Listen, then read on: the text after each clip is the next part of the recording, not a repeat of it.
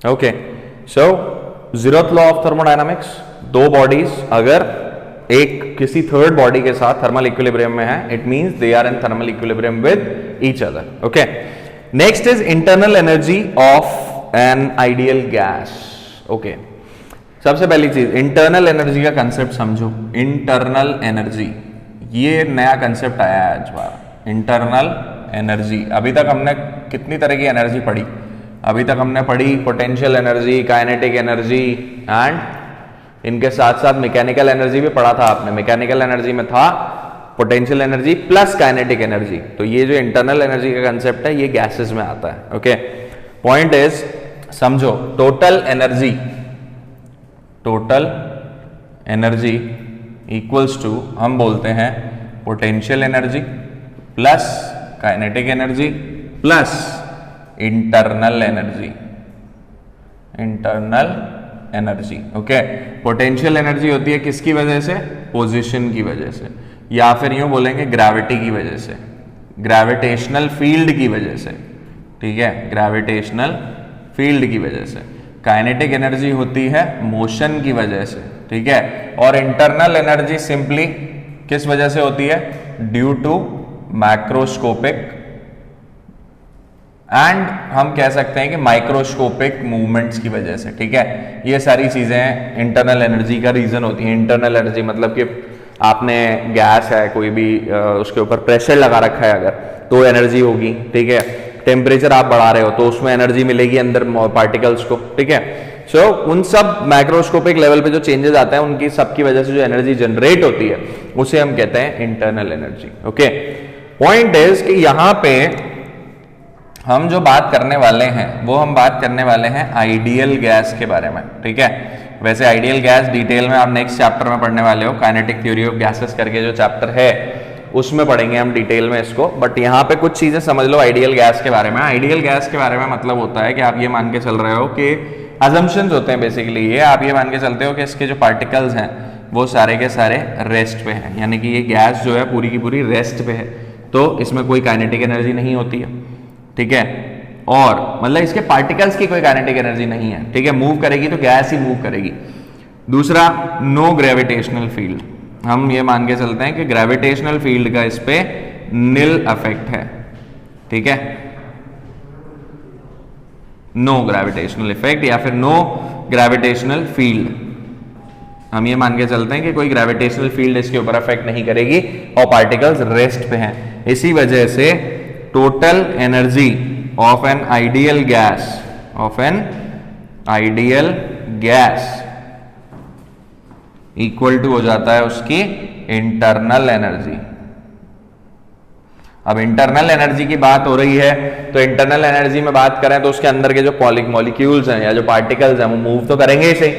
ठीक है, understand the logic. यहां पे जो अजम्पशन है वो उस गैस के लिए है, उस पर्टिकुलर सब्सटेंस के लिए है। ठीक है, तो हम ये कह रहे हैं कि वो सब उनका जो पोटेंशियल एनर्जी है उस पर कोई ग्रेविटेशनल फील्ड नहीं लग रही तो पोटेंशियल एनर्जी जीरो है, और वो उस जो गैस है उसका कोई मूवमेंट नहीं हो रहा, तो रेस्ट पे है सारे के सारे पार्टिकल्स। तो इसी वजह से हम क्या मान के चल रहे हैं कि उसकी काइनेटिक एनर्जी भी सारे पार्टिकल्स की जो है रेस्ट पे है, तो काइनेटिक एनर्जी भी नहीं है। तो टोटल एनर्जी आइडियल गैस की क्या है? उसकी इंटरनल एनर्जी। ठीक है, getting the logic. But if in case अगर ये हम इसका मूवमेंट भी कंसिडर करते हैं गैस का, जब आप उसे कंप्रेस करते हो तो क्या होता है? जब वो गैस एक्सपैंड होती है तो क्या होता है? वो ऊपर की तरफ मूव करती है, या दबती है तो नीचे की तरफ मूव करती है। वो पूरी की पूरी गैस मूव करती है, उसकी वजह से तो मूवमेंट हो रहा है।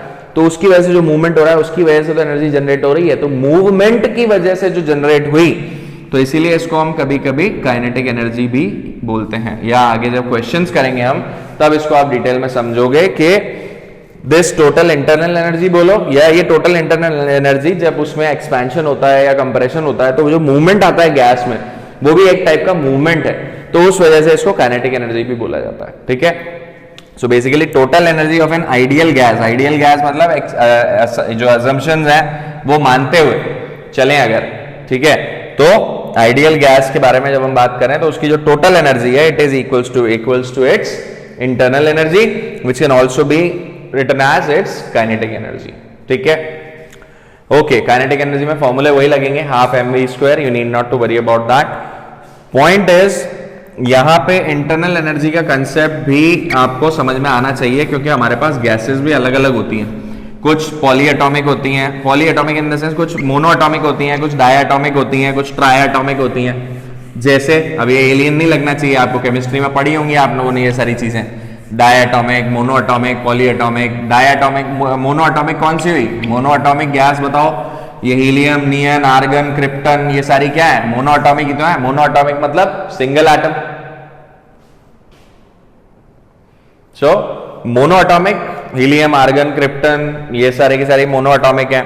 डायटॉमिक की बात करें तो डायटॉमिक मतलब क्या? दो वाले, O2, Cl2, इस तरह के डायटॉमिक। ये सारी चीजें मतलब बेसिकली ज्यादा डिटेल में हम लोग नेक्स्ट चैप्टर में पढ़ेंगे, बट यहाँ पे you should know about the insight of it, ताकि आपको इंटरनल एनर्जी का फील आ सके। तो इंटरनल एनर्जी का total feel is dependent on this degree of freedom. Degree of freedom, अब फ्रीडम की बात करें तो गैस के मॉलिक्यूल्स आपको पता है किस तरह से मूव करते हैं यार। मतलब हम ये नहीं मान सकते कि एक पार्टिकल जो है वो स्टेशनरी है एक जगह पर, ठीक है? मूव तो वो करेगा, फ्री है, अजम्पशन है, वो बात ठीक है, बट इमेजिन करके अगर आप दिमाग में सोचोगे कैसे क्या चीजें चलती हैं, तो यू अंडरस्टैंड कि पार्टिकल्स हैं, गैस के पार्टिकल्स ही सबसे ज्यादा फ्री होते हैं, सबसे ज्यादा मूव करते हैं, ठीक है? तो अब एक पार्टिकल है, ठीक है, एक मोनो एटॉमिक है, एक ही एटम है, तो ये बेसिकली क्या कर सकता है? ये किसी भी डायरेक्शन में ट्रेवल कर सकता है। ये चाहे तो एक्स में जाए, चाहे तो वाई में जाए, या चाहे तो जेड में जाए। मतलब इसके पास तीन कंपोनेंट होंगे वेलोसिटी के, v x, v z, v y, ठीक है? ये रोटेट भी कर सकता है, मतलब खुद ही एक जगह खड़े खड़े खड़े खड़े और गोल गोल गोल गोल घूम रहा है, ठीक है? स्पिन कर रहा है, इसकी खुद की जो एनर्जी होगी वो स्पिनिंग की वजह से भी तो हो सकती है। तो due to it being a very small particle, इसकी स्पिन की वजह से जो जनरेट होती है एनर्जी, उसको हम नेग्लेक्ट कर देते हैं। अभी हम मान के चलते हैं कि इसका जो मूवमेंट हो रहा है, सिंगल एटम का जो मूवमेंट हो रहा है, let's say x Y Z किसी भी डायरेक्शन में, उसकी वजह से इसके पास एनर्जी है। तो वो एनर्जी क्या होगी? उस एनर्जी को अगर हम लिखें U बराबर क्या हो जाएगा? टोटल, उसकी टोटल काइनेटिक एनर्जी। और टोटल काइनेटिक एनर्जी का मतलब क्या मैं ऐसा लिख सकता हूं? Half m v x square plus half m v y square plus half m v z square. हम इसको ऐसे लिख सकते हैं, यही तो टोटल एनर्जी होगी इसके पास भाई, एक्स डायरेक्शन की वेलोसिटी की वजह से, वाई की वजह से और जेड की वजह से, ठीक है? तो ये हो गई इसकी टोटल एनर्जी, ठीक है? ओके, अब अगर एक डायटॉमिक की बात करें, ये दो होंगे इसमें, अब दो होंगे तो दोनों का, अब ये पूरा का पूरा जो है एक मॉलिक्यूल बेसिकली, तो ये जो डायटॉमिक है ये कैसे मूवमेंट कर सकता है? समझो, वही एक्स, वाई और जेड दोनों तीनों डायरेक्शन में तो मूवमेंट कर ही सकता है, उसके अलावा ये और भी मूवमेंट कर सकता है। देखो, ये चाहे तो ऐसे ऐसे गोल गोल गोल गोल घूम सकता है, ये चाहे तो ऐसे बाहर की तरफ, मतलब ऐसे देखो, ये इस तरह से अगर ये कनेक्टेड है, मतलब ऐसे समझो ये एक डायटॉमिक है, तो ये किस तरह से मूवमेंट कर सकता है? ये एक इस तरह से मूवमेंट कर सकता है, गेटिंग द लॉजिक, एक पर्टिकुलर प्लेन में, ठीक है? ये चाहे तो ऐसे मूवमेंट कर सकता है, ठीक है? अब समझो ये है एक्स प्लेन, ये दोनों एक्स एक्सिस में है यहां पे, ठीक है?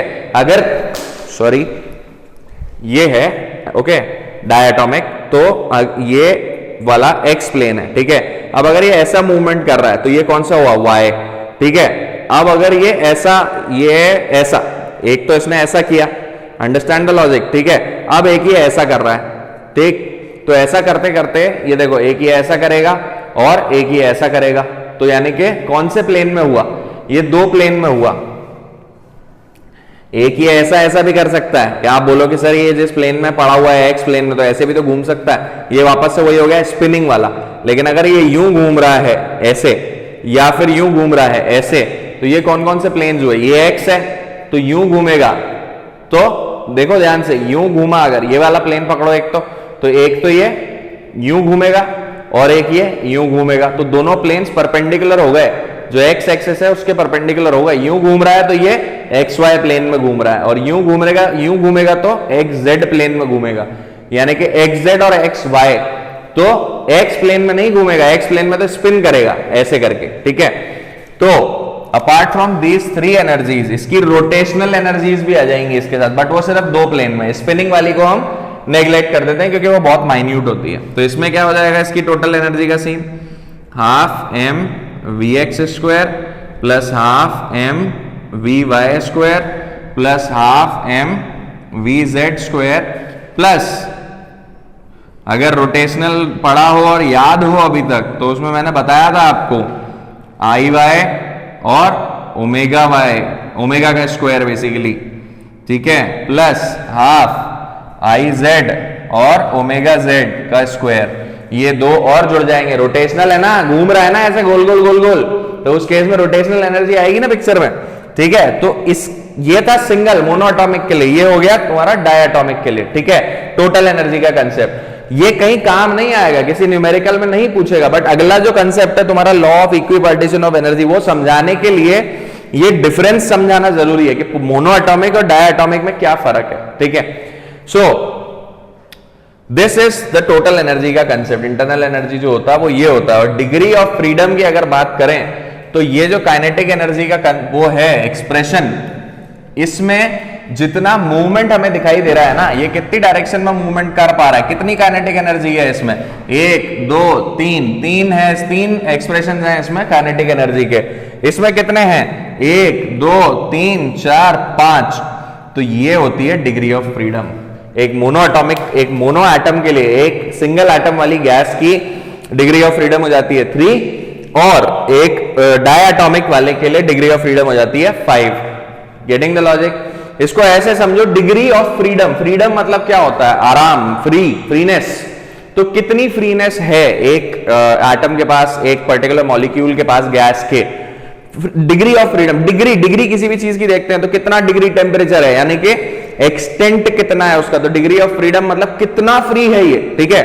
मोनो एटम है, ज्यादा से ज्यादा 3 डायरेक्शन में घूमेगा, बट डायएटॉमिक गैस ये घूमेगी तो सही तीनों डायरेक्शन में, साथ में रोटेशन भी कर सकती है 2 डायरेक्शन में, तो ये भी जुड़ गया, तो इसलिए इसकी डिग्री ऑफ फ्रीडम हो गई 5, इसकी रह गई 3, ठीक है। तो अभी ओवरऑल कंसेप्ट ऐसे समझो, आगे काइनेटिक थ्योरी ऑफ गैसेस वाले पार्ट में हम इसको और डिटेल में डिस्कस करेंगे। फॉर राइट नाउ अंडरस्टैंड कि मोनोएटॉमिक की 3 और डायएटॉमिक की 5 होती है डिग्री ऑफ फ्रीडम। कैसे? According to the dimensions in which it can freely move, या फिर according to the number of expressions in the total energy of any particular let it be a mono atom और it be अ डायएटम। तो इस total energy वाले symbol में, वाले फॉर्मूले में जितने एनर्जी के इसके एक्सप्रेशंस आ रहे हैं, that is called as degree of freedom. Okay, great. So इसी को यूज करते हुए, इसी को आगे और समझाते हुए law of equipartition of energy भी आ गया। ये क्या कहता है, ये इक्विपार्टीशन ऑफ एनर्जी वाले ने कहा कि जितने भी ये डोमेन आप ले रहे हो ना एनर्जी के, जो जनरेशन के हैं, इन सब में एनर्जी इक्वली बटी होगी। अंडरस्टैंड? इसका जो स्टेटमेंट है इक्विपार्टीशन ऑफ एनर्जी, वो यही है कि ये जितने भी एक्सप्रेशंस हैं एनर्जी के, इन सब में इक्वली डिस्ट्रीब्यूटेड है उस पर्टिकुलर एलिमेंट की एनर्जी, उस पर्टिकुलर पार्टिकल की एनर्जी, ठीक है।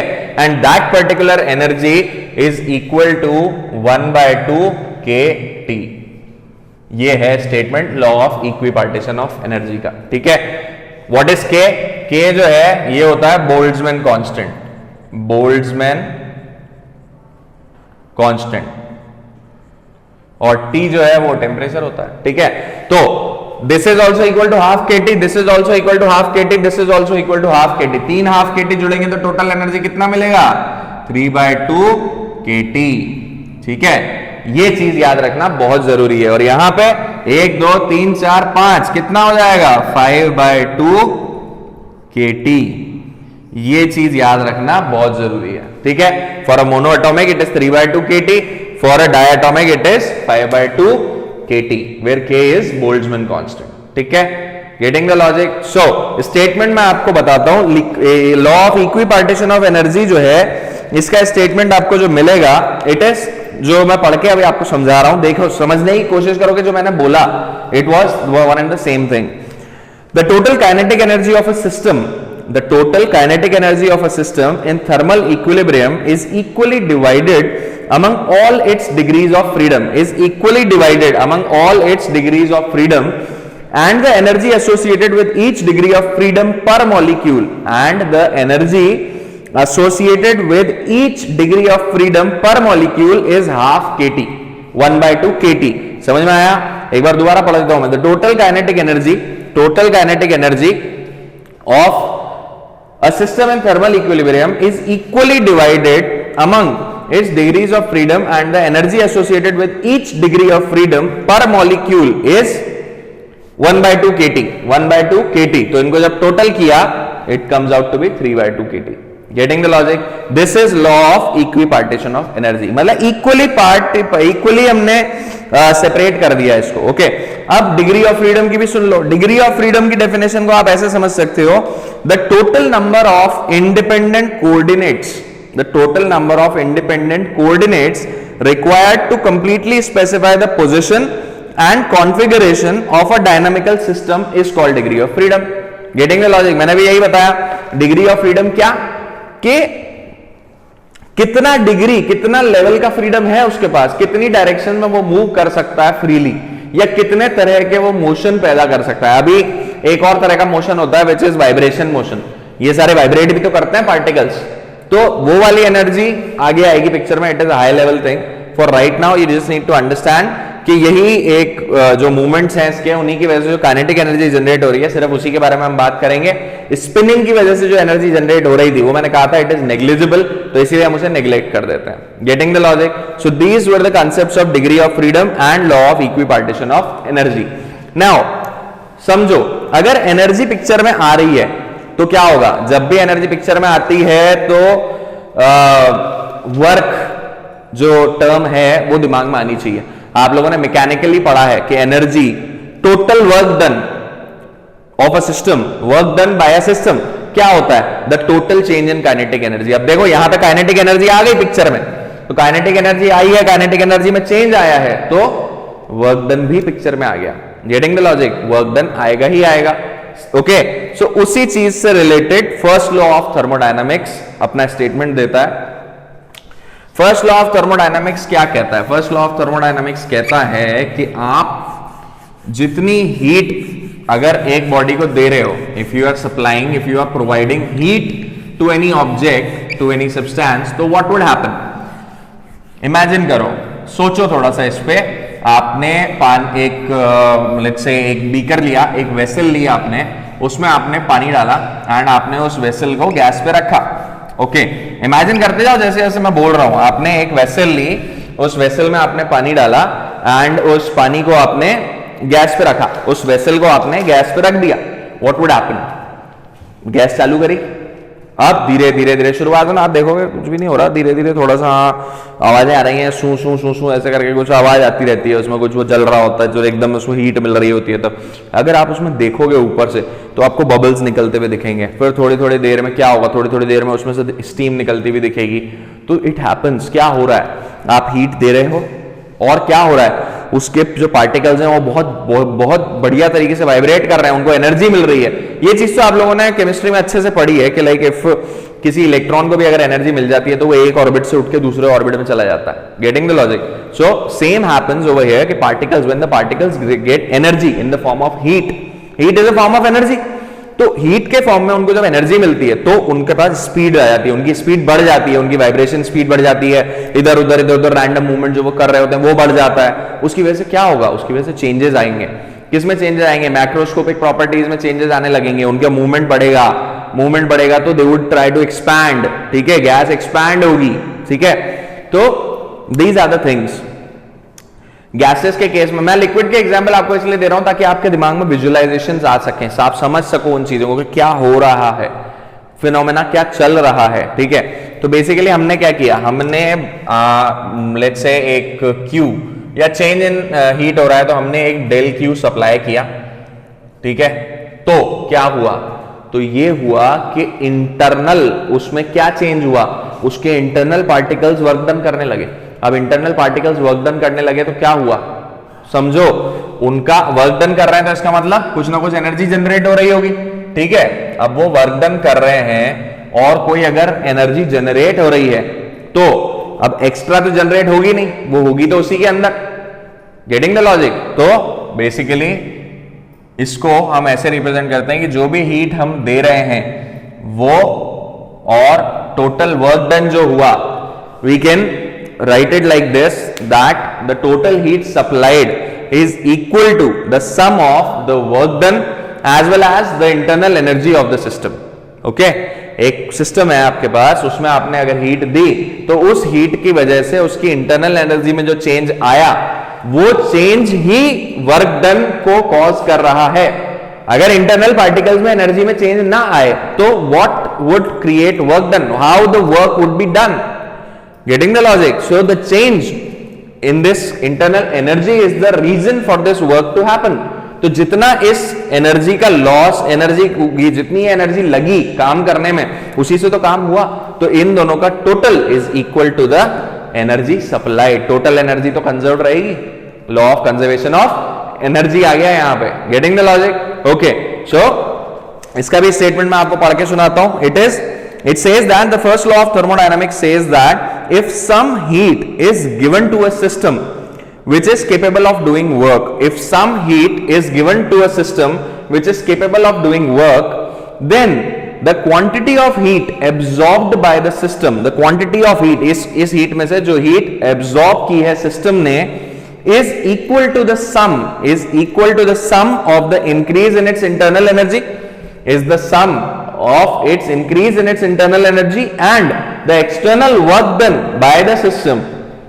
Getting the logic? So I'll read it again. If some heat is given to the system which is capable of doing work, then the quantity of heat absorbed by the system is equal to the sum of increase in its internal energy and the external work done by the system. Okay? This first law is a consequence of the law of conservation of energy. वही मैंने बोला, अगर एक particular system है उसमें अगर आप heat दे रहे हो तो उसकी वजह से वर्क डन होगा। अब वो वर्क डन होगा तो एनर्जी जनरेट होगी। अगर वो एक्सटर्नल वर्क डन है तो इंटरनली एनर्जी जनरेट होगी, या फिर इंटरनली अगर एनर्जी का लॉस हो रहा है तो कहीं ना कहीं वो वर्क डन में यूज हो रहा है। So basically the whole thing remains conserve. Heat आई, उसने अंदर की हीट को अफेक्ट किया, उस हीट ने वर्क डन कर दिया। गेटिंग? तो ये LHS will be equal to RHS. Okay, great. So this is our final topic, which is work done. Okay, first law of thermodynamics समझ में आ गया। हीट दोगे वर्क डन होगा, उससे इंटरनल एनर्जी में भी फर्क आएगा। But as we need to keep the system the energy conserve, तो given is equal to the output. ठीक है, input is equal to the output. इनको इक्वलाइज करेंगे तभी तो कंजर्व रहेगी energy. Okay, great. Let's talk about work done. Work done को एक एग्जांपल से समझते हैं। लेट्स से हमारे पास कोई बीकर है, ठीक है, इसमें हमने यहाँ पे एक लेट्स से पिस्टन लगा रखा है। ठीक है, यहाँ पे नहीं, ये काफी ऊपर हो जाएगा। सो लेट्स थोड़ा सा नीचे लगाते हैं इसको, या ये डायग्राम ही छोटा कर लेते हैं ताकि it would be easy for you to understand. Let's say we have a beaker like this. Okay, इसमें एक पिस्टन है यहाँ पे। ठीक है, पिस्टन समझते हो ना आप, जैसे वो गैस साइकिल में हवा भरने के लिए या टायर में हवा भरने के लिए जो काम में आता है ना, उसको जब आप प्रेस करते हो तो वो हवा भरती है ना, उसी तरह से ये एक पिस्टन है, ये ऊपर नीचे मूवमेंट कर सकता है इसमें। और यहाँ पे हमने कोई गैस भरी हुई है। ठीक है, now what would happen is, अगर इसमें आप इसको हीट देना शुरू कर रहे हो, इसको आपने अगर कुछ हीट दी, लेट्स से कुछ भी डेल क्यू हीट दी आपने, तो क्या होगा, इसके एनर्जी मिलेगी, इसको पार्टिकल मूवमेंट करेंगे तो ये ऊपर की तरफ मूव करेगा। अब ये अगर ऊपर की तरफ मूव करेगा तो थोड़ी देर बाद आपको कैसा दिखेगा, थोड़ी देर बाद आपको ये पिस्टन यहाँ दिखेगा। लेट्स से थोड़ा सा बड़ा कर लेते हैं इसको, ये पिस्टन थोड़ी देर बाद आपको यहां दिखेगा।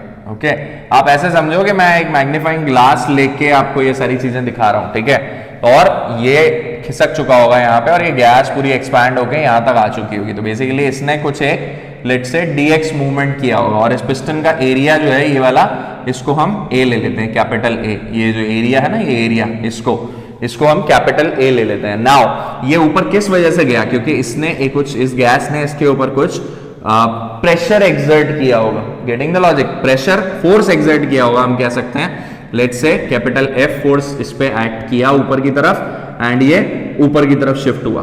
Getting the logic? तो पॉइंट इज क्या हुआ इसमें, यहां से हमने हीट दी जिसकी वजह से ये एक्सपैंड हुई, तो इसने कुछ वर्क डन किया। इसने क्या किया, वर्क डन। तो वर्क डन कैसे डिफाइन होता है, W equals to let's say W का फॉर्मूला सिंपल हम जानते हैं, it is F dot dx which is F dx cos theta. ठीक है, अब यहां पे जिस डायरेक्शन में फोर्स है उसी डायरेक्शन में तो मूवमेंट हो रहा है। ठीक है, तो एंगल कितना हो गया, थीटा इक्वल्स टू 0 डिग्री। अब बस वो यहां पे पुट कर दो तो कितना आ जाएगा, F into dx। Now F जो है ये F, इस F को क्या मैं P इंटू ए लिख सकता हूं, लेट्स से P इंटू ए, क्या लिख सकते हैं, force equal to pressure into area. इस गैस की वजह से जो प्रेशर एक्सर्ट हो रहा है इस पर्टिकुलर एरिया पे वही तो होगा, pressure equals to force upon area होता है ना formula, pressure equals to force upon area. तो फोर्स इक्वल टू क्या हो गया, प्रेशर इंटू एरिया। बस वो उठा के यहां पे पुट करो तो हमें क्या मिलेगा, pressure into area into dx equals to W। Okay, तो प्रेशर इंटू एरिया, इसको हम लिख सकते हैं pressure into area into dx। ठीक है, नाउ ये एरिया इंटू dx, ये एरिया इंटू dx क्या हुआ, एरिया इंटू हाइट क्या होता है, वॉल्यूम। तो क्या हम इसको लिख सकते हैं P इंटू dv। ये जो वॉल्यूम जो ये शिफ्ट हुई है इतने जो कंटेनर में, ये वाली जो वॉल्यूम है पूरी, ये कितनी हो गई, ये हो गई आपकी dv। ओके, तो W इक्वल्स टू कितना आया, P dv, और ये W नहीं है ये dw है, small amount of work done. ठीक है, नाउ एवरीवन नोज इस केस में हम क्या करते हैं, हमारे पास इक्वेशन है dw बराबर P dv। तो इसको इंटीग्रेट करेंगे, इसको इंटीग्रेट करेंगे, इसको कहां से इंटीग्रेट करेंगे, 0 से W तक, और इसको कहां से इंटीग्रेट करेंगे, लेट्स से V1 से V2 तक। तो हमारे पास क्या इक्वेशन आएगी, इंप्लाइज dw का इंटीग्रेशन तो W हो जाएगा, W equals to P constant है, integration of dv from V1 to V2।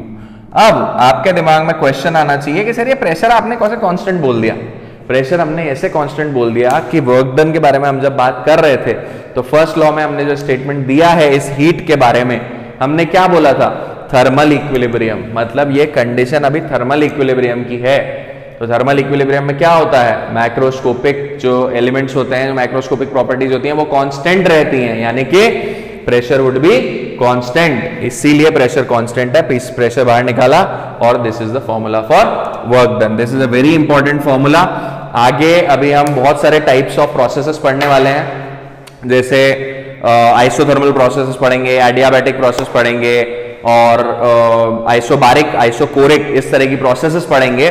उसमें this formula would work as like the most important derivation part for you, जिसमें आपको इससे डिराइव करना सीखना पड़ेगा कि work done in particular type of processes क्या होता है, कैसे उसको, एक टॉपिक आएगा आगे कार्नट इंजन, कैसे उसको, मतलब हीट इंजन का जो कंसेप्ट था सबसे पहले स्टीम इंजन में यूज किया गया था, तो क्या कैसे यूज किया, क्या चीजें हुई, तो ये सारी चीजें हम आगे पढ़ेंगे in the next part of the video. Till now just go through the video again, सारी चीजों को समझो। डिग्री ऑफ फ्रीडम और law of equi partition of energy में से आप डिग्री ऑफ फ्रीडम का कंसेप्ट अभी सिर्फ इतना ही समझो कि मोनो एटॉमिक का डिग्री ऑफ फ्रीडम 3 होता है और डायटॉमिक का 5 होता है। अभी के लिए इतना काफी है, बाकी अगले चैप्टर में इसको और डिटेल में कवर करेंगे। Most important is equi partition of energy आपको समझ में आना चाहिए कि अगर एक बॉडी 3 डायरेक्शन में या लेट्स से पर्टिकुलर कितनी डायरेक्शंस में वो फ्री है मूव करने के लिए, तो जब वो मूव करेगी तो उससे जो एनर्जी जनरेट होगी, ठीक है, वो सारी एनर्जी इज इक्वली पार्टीशन, मतलब वो इक्वल है, and it is equal to 1/2 kT, जहां पे k क्या है, Boltzmann constant.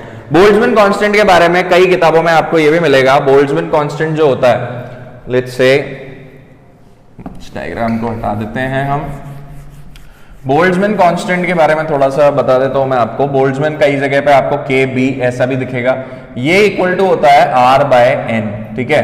Now what is R/N? R आप जानते हो, it is universal gas constant, and this N, this is Avogadro number. Getting the logic? So, okay, so this is Boltzmann constant and that's it. So just go through the video again and I hope all the topics should be clear. Thank you.